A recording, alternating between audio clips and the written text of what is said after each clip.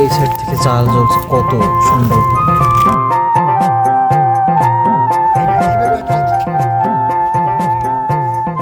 খেজুরের গুড় গ্রাম বাংলার এক অমূল্য সম্পদ। শত শত বছর ধরে রস সংগ্রহ এবং গুড় তৈরির কাজ গ্রামীণ জীবনের সাথে এমনভাবে মিশে আছে যেন এটি শীত এলেই আরও শীতকে বহুগুণ বাড়িয়ে তোলে।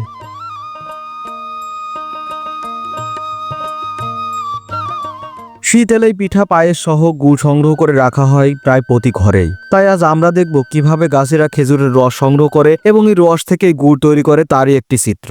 আশা করছি ভিডিওটি আপনাদের অনেক ভালো লাগবে। আর ভিডিওটি ভালো লাগলে একটি লাইক দিয়ে অবশ্যই চ্যানেলটি সাবস্ক্রাইব করে রাখবেন যেন নতুন নতুন ভিডিও আপনি সবার আগে দেখতে পারেন। আসুন তাহলে ভিডিওটি আমি আর আপনি একসাথে উপভোগ করি।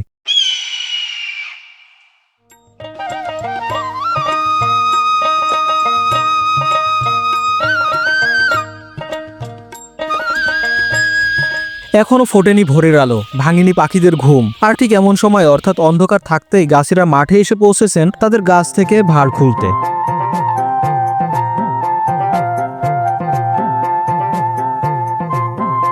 গাছিরা এসেই আগের দিন খেজুর গাছে পেতে রাখা ভাড় খোলার জন্য ব্যস্ত হয়ে গেল, কেননা সূর্যের আলো ওঠার সাথে সাথে রস নষ্ট হতে শুরু করে। আর এজন্যই হয়তো এত ব্যস্ততা।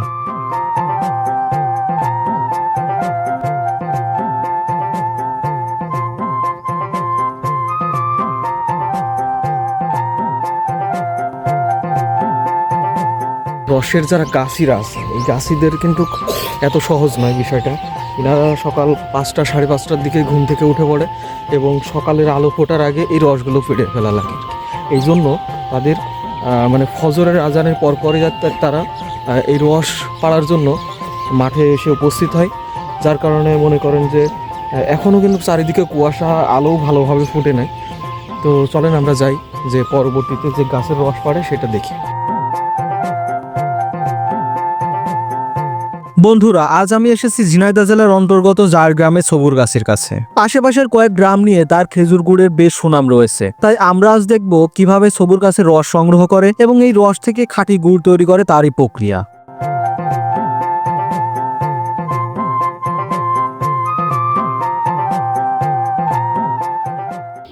পোকা টুকা ঢুকতে পারবে না এই জন্য বোতল দিয়া দাদা। ওরে বুদ্ধি।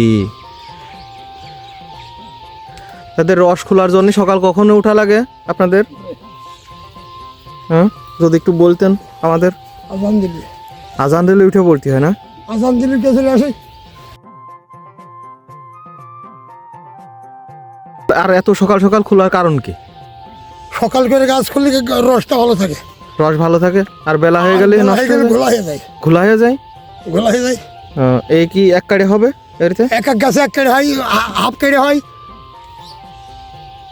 তো এক বন্ধা মতন হয়। আমার কোনটা পুড়িয়ে পড়ে যায়, খুলতে পারিনি। আচ্ছা। তো এতক্ষণ আমাদের যে দাদা আছে, দাদা বলছিল যে আসলে এত সকাল সকাল রস খোলার কারণটা কি। আসলে সূর্যের সাথে সাথে, সূর্যের আলো ফোটার সাথে সাথে এই রসগুলো যে আসলে ফেনা হয়, এক ধরনের ফেনা হয়, ডিম ফুটে যায় আর কি যারে বলে তারা। এই ডিম ফুটার কারণে হচ্ছে এই রসগুলো ঘোলা হয়ে গেলে আর মানে রসের যে গুড় তারা তৈরি করে, এই গুড়টা উঠানো সম্ভব হয় না খুব একটা। আবার আরেকটা সমস্যা হয়, সেটা হচ্ছে রসটা খাওয়ার উপযোগী থাকে না। এই জন্যই খুব দ্রুত তারা গাছ সূর্যের আলো ফোটার আগেই আর কি খুলে ফেলে। এরই মধ্যে ভোরের আলো ফুটেছে আর গাছেরাও তাদের ব্যস্ত সময় পার করে গাছে উঠে রস সংগ্রহ করছে।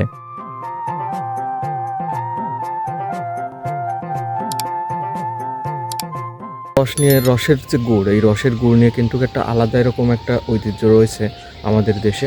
আর সেটা হচ্ছে আমাদের দেশের এমন একটা সময় ছিল যখন ব্রিটিশ আমলরা চলে গেছে এবং মানে পাকিস্তানি আমল শুরু হবে, এরকম একটা সময়ে মানে এই যে রসের যে গুড়, খাঁটি খেজুর রসের যে গুড়, এই গুড়ের একটা বিশাল একটা ঐতিহ্য ছিল। কেননা তখন মানুষের দুইটা জিনিস চুরি করতো, একটা হচ্ছে এই গুড়, আরেকটা জিনিস চুরি করতো সেটা হচ্ছে ধান অথবা ভাত রান্না করার জন্য যে চাউল থাকে সেটা। তো বুঝতেই পারছেন যে এই জিনিসটাকে কেন্দ্র করে কত পরিমাণের তখন ডাকাত বা দস্যুরাও এই গুড় চুরি করত।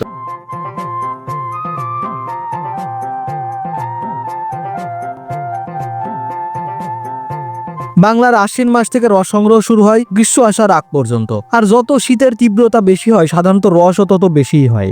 কয় বছর গাছ কাটেন দাদা? 55 বছর গাছ কাটি আমি। 55 বছর? 55 বছর। আপনার বয়স কত?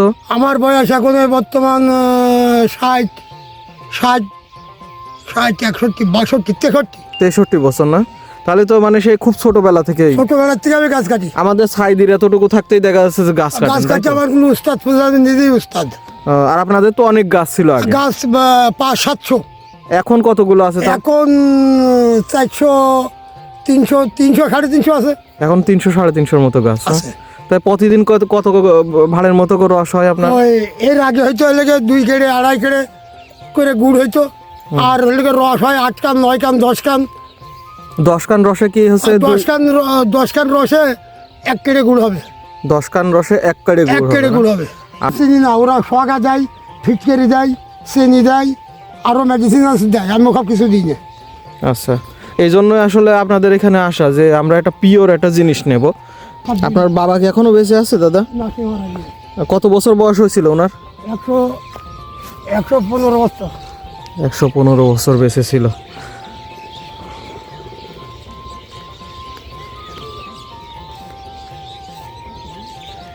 কত সুন্দরভাবে গাছ থেকে রস পেড়ে নিয়ে আসছে দেখেন।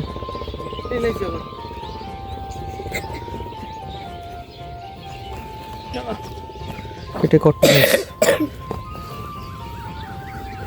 এটা অনেক সুন্দর। শেখা লাগবে না দাদা? এই রসটা তো নিয়ে রাখতে হবে।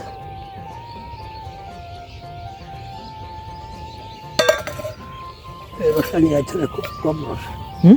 খুব ভালো রস। এটা অনেক ভালো রস, তাই বলছে। রস দেখেই দাদা বুঝতে পারছে যে কতটা ভালো হবে।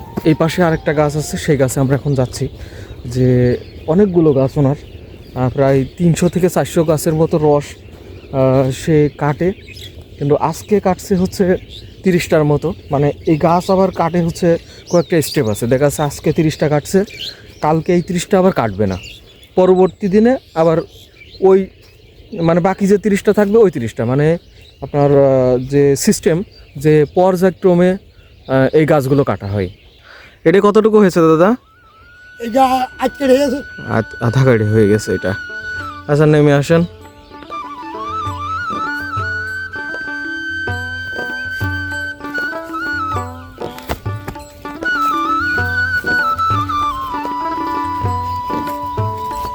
দেশে খাজু গাছের রস মিশতে হয় না। নির্দিষ্ট কিছু গাছ থাকে না? না, কারণ আছে। এই রসটা তোমাকে খাওয়াবো তো। এখন চলছে রস একটা থেকে অন্যটায় ঢালার কার্যক্রম চলতেছে। এইটা হাতে কিনবা।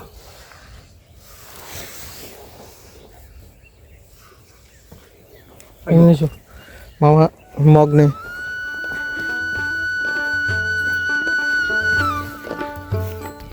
আসল যে রস, এই রসের যে গুড় হয়, এই গুড়টা খেতে কিন্তু অসাধারণ মিষ্টি।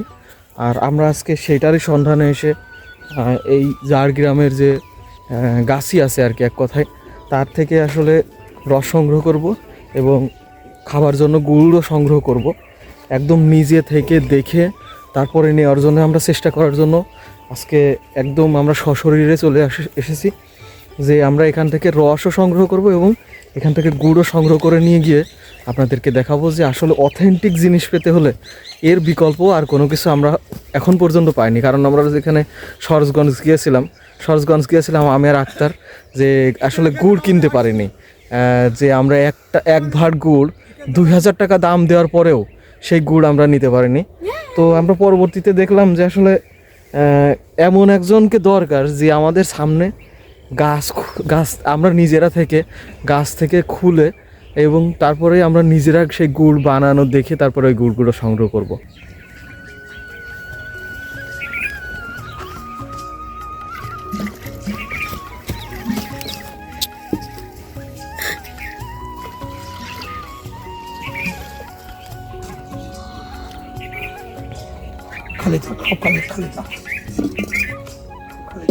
খালি ভাঁড়গুলো আলাদা জায়গায় রেখে আসছে। কোনো অসুবিধা নেই,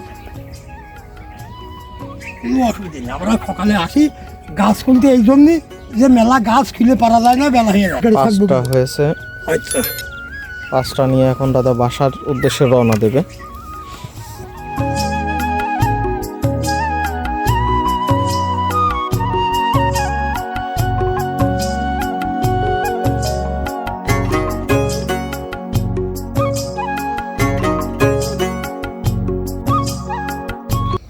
ছাইদ সরো, এদিকে আয়, এদিকে আয়। আসো এইবার 5 আসো এবং একেবারে খেয়ে this. Ini ini, magne magne. Oh, do mak.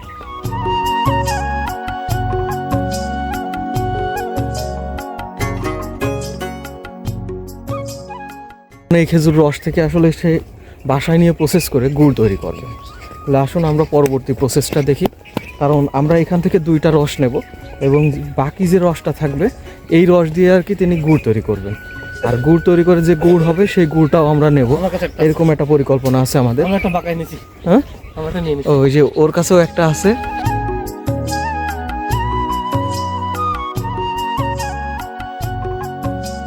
এই এই এই দাঁড়ে কি বলা হয় দাদা? গাছিদা। এইটা হচ্ছে গাছিদা বলা হয়। এই দা দিয়েই সাধারণত হচ্ছে গাছগুলো কাটা হয়, একদম ব্লেডের থেকেও বেশি ধার থাকে। এই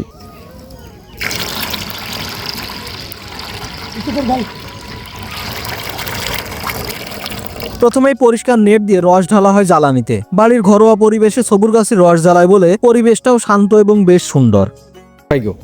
এই বাইগো দিয়ে আর কি জালগুলো জ্বালানো হয়।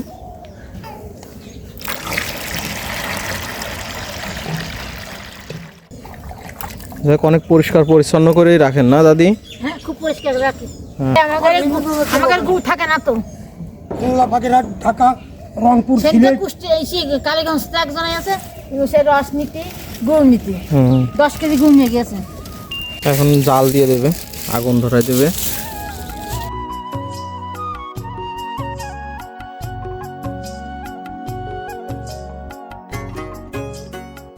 দুই থেকে 2.5-3 ঘন্টা জ্বালানো লাগবে, তারপরে রস প্রস্তুত হবে, তাই তো? গুড়ের জন্য প্রস্তুত হবে।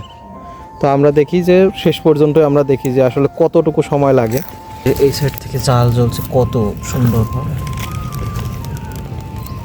আর রসে যে জাল জ্বলছে সেটা রসও আস্তে আস্তে মানে সেটা জানান দিচ্ছে যে না জাল জ্বলা শুরু হয়ে গেছে, কারণ এতে যে ফেনা, সেই ফেনাগুলো ওঠা শুরু হয়ে গেছে।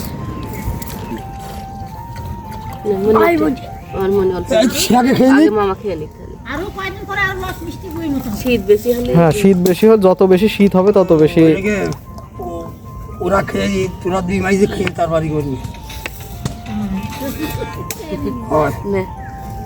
কেমন? হ্যাঁ, মিষ্টি তো। আর ওই চেকের মতন লম্বা বাসায় কিরকম ঠান্ডা? বন্ধুরা এখন দেখতে পাচ্ছেন খেজুরের গুড়ের যে জাল চলতেছে, সেটা হচ্ছে ভিতরে দেখুন কিভাবে আগুন দাও দাও করে চলছে। দেখুন আপনারা যে রস থেকে গুড় তৈরি করতেও অনেক কষ্ট প্লাস অনেক সময় জাল দেওয়া লাগে। জাল জ্বলছে। আর কতক্ষণ লাগবে দাদি? এখন দেরি আছে। আরো দেরি লাগবে না? আরো দেরি লাগবে, মানে সবে মাত্র লাল হওয়া শুরু হয়েছে।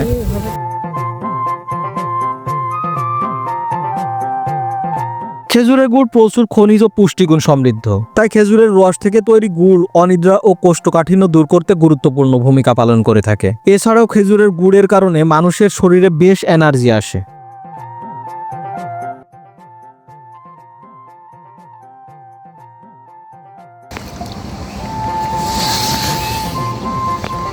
ফেনা তুলে ফেলা হলো আর কি, একদম সব ফেনা তুলে একদম যে জ্বালানিটা আছে সেটাও একদম পরিষ্কার করে ফেলা হচ্ছে।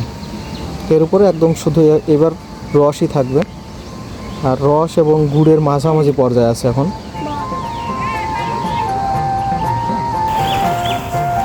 ঘন হওয়া শুরু হয়ে গেছে না?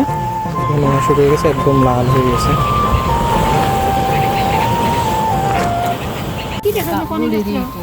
এখন গুড়ের এটা কি বলে দাদা? এটা কি হচ্ছে এখন? শস্য ফট। এটা শস্য ফট বলে? শস্য ফট করে এখন এই যে শস্য ফট হচ্ছে। আর কতক্ষণ লাগবে? আর এই 10-20 মিনিট। আর 10-20 মিনিটের মতো লাগবে।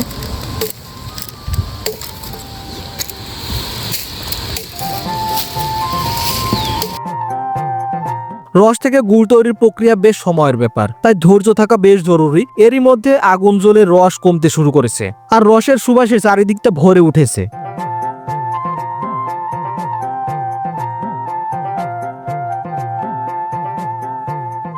থাম, এখন নামানো হবে এটা। হ্যাঁ এখন নামাবো, এখনই নামাবো। কোন দিকে নামাবেন? নামাবো ওই দিকে। দেখতেও অনেক সুন্দর দেখা যাচ্ছে, আর এত সুন্দর একটা স্মেল আসতেছে যে মানে ভাষায় প্রকাশ করার মতো না। নামানো হবে এখন। এখনই নামাবো। নামানোর পরে আর কি বীজ তোলা হবে না দাদা? বীজ তোলার পরেই তো আর হচ্ছে গুড়ের যে প্রসেস সেটা শেষ হয়। সেইটা শেষ হয়ে যাবে। ঠিক আছে, দেখি আমরা ততক্ষণ। একদম গাঢ় হয়ে গেছে এখন, লাল হয়ে, মানে গুড়ের যে একটা রং, সেই রংটা এখন প্রায় প্রস্তুত। এই যে নামাচ্ছে, এবার ধীরো। হ্যাঁ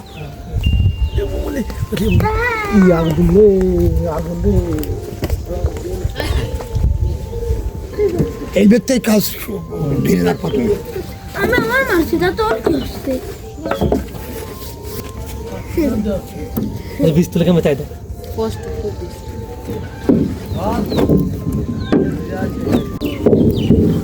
কেমন বলবো যে বীজ উঠে গেছে? আরো টাইট হচ্ছে, কায়দা আর নড়ানোই যাবে না। দেখো দাঁড়িয়ে দেখো।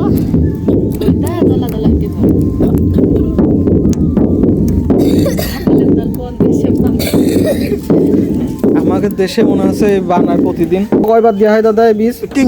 তিনটা দেওয়া হবে না? তিনটে দিয়ে এটা কি তিনটা দেওয়া হবে? এটা তিনটে দিলে হবে, দুটো দিলে হবে, একটা দিলে হবে।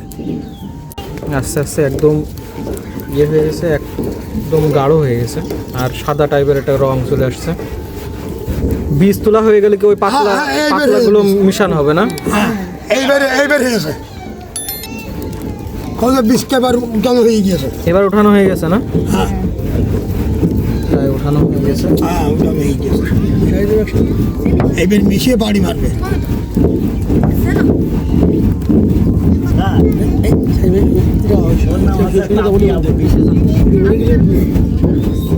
এখনো কিন্তু গরম সাইড। হ্যাঁ এইবার বাড়ি মারবে। এবার একসাথে মেশানো হচ্ছে, এইবার যে মিশিয়ে বীজ আছে বীজের সাথে মেশানো হচ্ছে।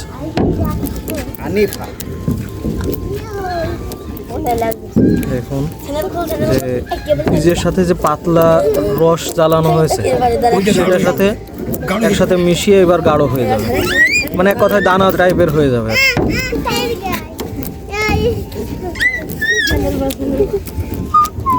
এইবার সাদা হবে। এবার সাদা হবে। আগুন নিয়ে এসে আগুন আর একটু নিয়ে আসেন দাদা। এবার কি দ্বিতীয়বারের মতো বীজ তোলা চলছে না? হ্যাঁ এই যে শেষ, এই যে শেষ, আর গুড়ের বীজ তুলবো না। এই বেডটা গুড় সাদা হবে। মানুষ কবে যে এর মধ্যে এলাকে কোন মেডিসিন দিস, কোন মেডিসিন নেই। তোমরা তো এখানে বসে থেকে দেখলে। হ্যাঁ হ্যাঁ, আমরা তো বসে থেকেই দেখছি, সেই সকাল থেকে দেখছি এই গুড়ের প্রসেস আসলে যে এত কষ্ট। আর আমাদের দাদি যে সকাল থেকে এত কষ্ট করতেছে, আসলে গুড় তৈরি করার জন্য যে এত কষ্ট করা লাগে আমি আগে কখনো জানতাম না।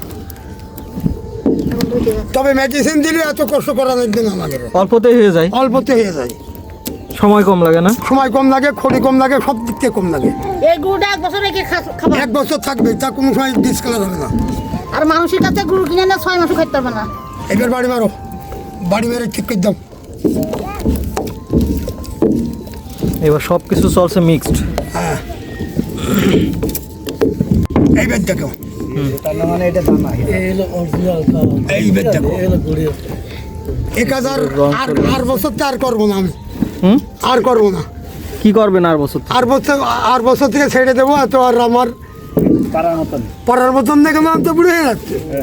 আমার শিষ্যও নেই। কেন শিষ্য নেই? যে ছোটটা বানিয়ে ছোটটা বানিয়ে দিয়েছি, ছোটটার অনুমতি দিয়ে দেবেন। ছোটটার বানিয়ে দিয়েছি। হ্যাঁ এইবার ঢালছে।